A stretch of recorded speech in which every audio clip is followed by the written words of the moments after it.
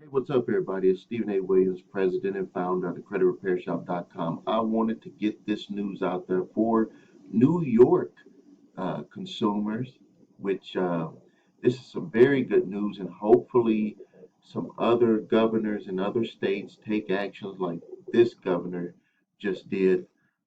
Forgive me, I don't know how to pronounce it. This is is it Hoshal, who took over for Cuomo, I believe.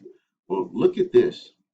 Uh, this was done on November 8th, but she signed a Consumer Credit Fairness Act, and this will substantially impact debt collectors who file lawsuits in New York. Now, uh, let's just briefly go through uh, what changes have been made, but this is like huge. Like this is huge, and it actually kind of reinforces the way that we've been fighting third-party debt collection actions when we do our service for people. But this actually is kind of helping people out. So first, the act significantly shrinks the statute of limitations for most debt collection lawsuits arising from consumer credit transactions from 6 years to 3 years. That's a biggie, from 6 years to 3 years. Next is further consumer payments towards the debt or a consumer written or oral affirmation of ownership of the debt will no longer reinstate, that's very important, or extend the statute of limitations period.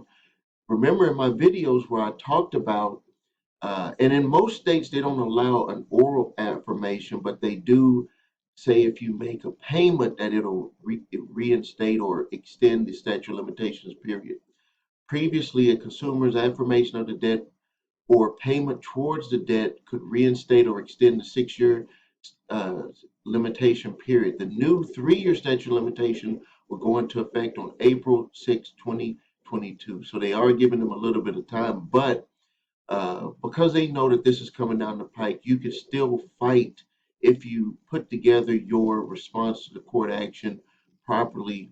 You can actually start not fighting the extension of the statute of limitation, but some of the information that I'm about to go over right here. Second, the Act incorporates several new requirements regarding the filing and prosecution of a debt collection action. Creditors or debt collectors filing a debt collection must include the contract or written instrument the action is based upon. Remember, we've asked for the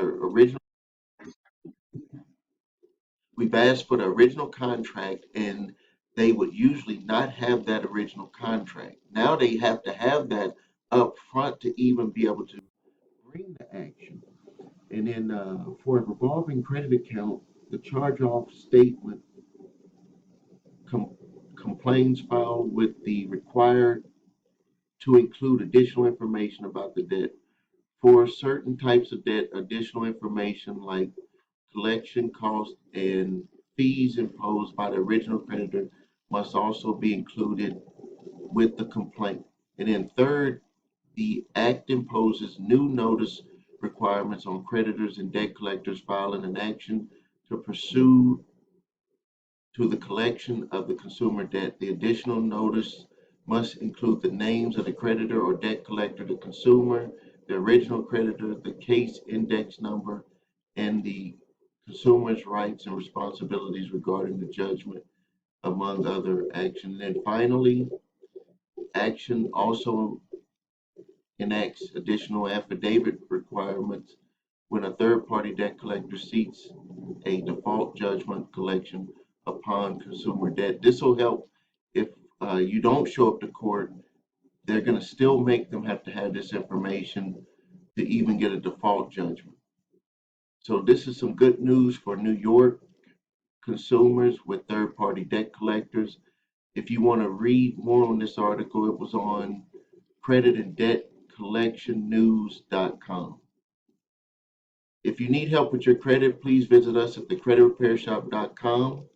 If you need your credit reports and scores, you can go to the number three scores.com, and you can get all three reports, all three scores, and it'll also have information on here about the charge-off dates, which is important when it comes to what they're talking about here in the New York with the New York changes. You can also get my three-letter pack, which is the statute of limitations letter, the cease and desist collection activities letter, which also had this information in here. This is part of what we asked for in that letter, in the debt validation letter. Thank you for your time, and I'll see you on the next video.